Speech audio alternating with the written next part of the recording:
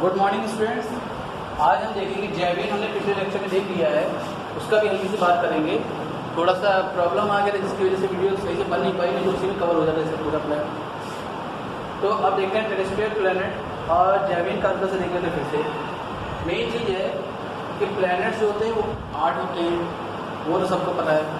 उसके बाद उनको अलग अलग तरीके से डिवाइड किया गया है, तो 2 तरह से और डिवाइड किया गया है और दोनों में 2-2 कैटेगरी है। ये जो 2 पार्ट दिख रहे हैं ये हैं स्ट्रक्चर के हिसाब से, और ऑर्बिट के अकॉर्डिंग हमने पिछली बार बात कर चुके हैं कि 2 होते हैं, इंफीरियर और सुपीरियर। अब इसमें स्ट्रक्चर की बात करें तो जैवियन प्लैनेट जो होते हैं उनके सेम स्ट्रक्चर होते हैं और टेरेस्ट्रियल के सेम स्ट्रक्चर होते हैं। जैवियन में आते हैं जुपिटर, सैटर्न, यूरेनस, नेपच्यून, इन्हें बोलते हैं बृहस्पति, शनि, अरुण, वरुण। ये 4 ग्रह जो होते हैं इनका जो स्ट्रक्चर होता है वो एक जैसा होता है। ये डेंसिटी कम होती है, गैसियस स्टेट में रहते हैं ज़्यादातर, और इनमें रिंग होती है। रिंग नॉर्मली जो देखते हैं हम लोग शनि का, जब भी देखते हैं सैटर्न देखते हैं, उसको देखते हैं कि ये प्लैनेट है पूरा और उसके चारों तक ये एक रिंग होती है, ऐसी रिंग बनी रहती है। तो ये जो रिंग बनी रहती है, थोड़ा सा बात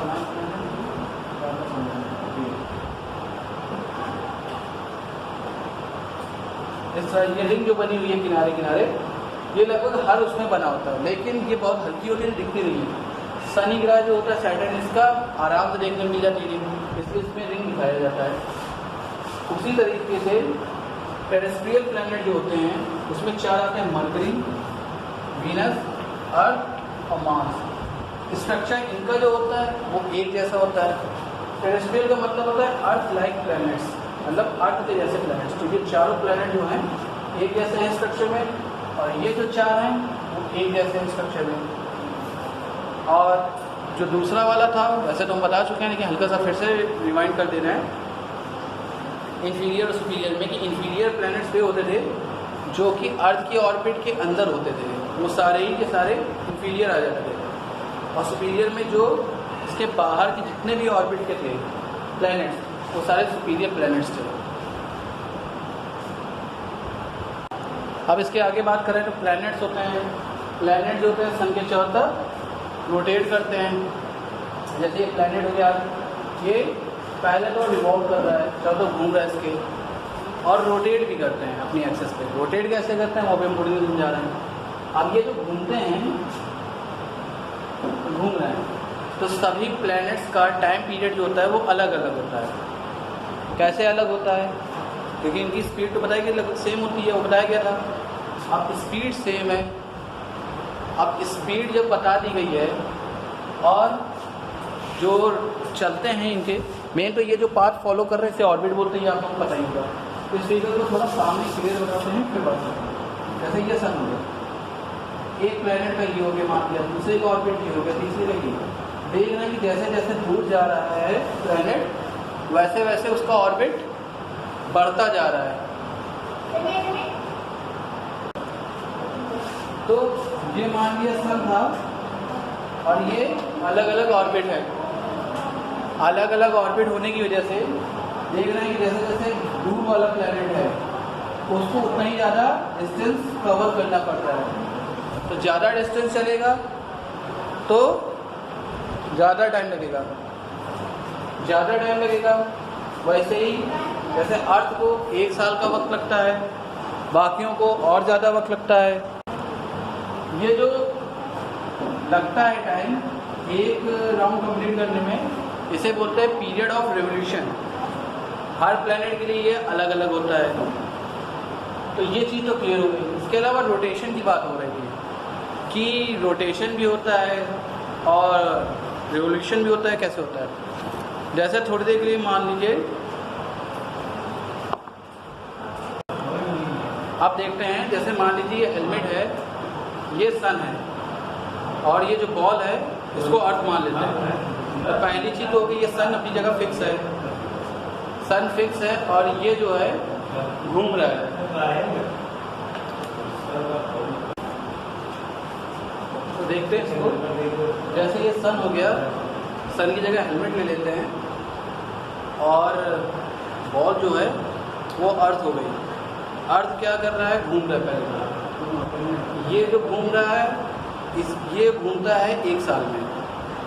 इसका जो revolution of period of revolution की बात की थी हमने, वो ये होता है कि एक ये साइकिल कितने दिन में कंप्लीट होती है, 1 साल का टाइम। लेकिन वो इस तरह नहीं घूमता है। हम मान लो ये इसका कुछ एक्सेस मान लेते हैं, जैसे यहाँ से कोई एक्सेस गई है इसकी, कोई सेंटर से हल्का सा वो बेंड है और ये इस तरह रोटेशन भी करती है, इस तरह घूमती है। तो ये जो रोटेशन होता है, मतलब कि ये पूरा राउंड जो मारती है वो साल भर लेता है, और ये जो रोटेशन होता है उसका रोटेशन, ये जो होता है रोटेशन मोशन, वो 24 घंटे में हो जाता है। इसी वजह से दिन रात भी होते हैं प्लैनेट्स में।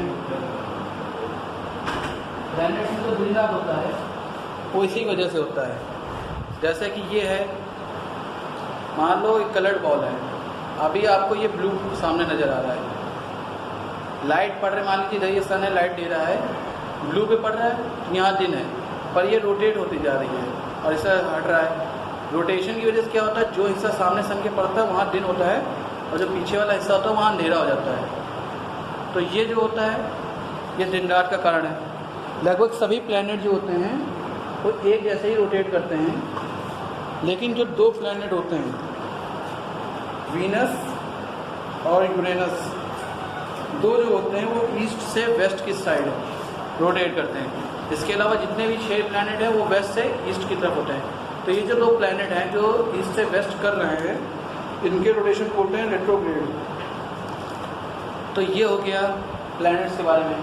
इसके अलावा एक चीज़ और है, टेरेस्ट्रियल का जो प्लैनेट का बताया था, इनका जो स्ट्रक्चर सेम होता है, तो सीरीज बार जैसा अर्थ का स्ट्रक्चर होता है वैसे ही इनका स्ट्रक्चर होता है। अब अर्थ का स्ट्रक्चर कैसा होता है, रॉकी होता है, रॉकी मतलब चट्टानें होती हैं, पत्थर होते हैं, पहाड़ होते हैं, आयरन होता है, मेटल्स होते हैं, तो ये सब मतलब सॉलिड ज़्यादातर रहता है, तो ये रहते हैं। इसके अलावा आगे हम बात करेंगे अलग अलग प्लैनेट्स की। अलग अलग प्लैनेट्स में जैसे बुध हो गया, बुध को मरकरी बोलते हैं इंग्लिश में, हिंदी में बुध, दोनों में ही चैप्टर है, दोनों लोग कॉमन पढ़ सकते हैं इसको।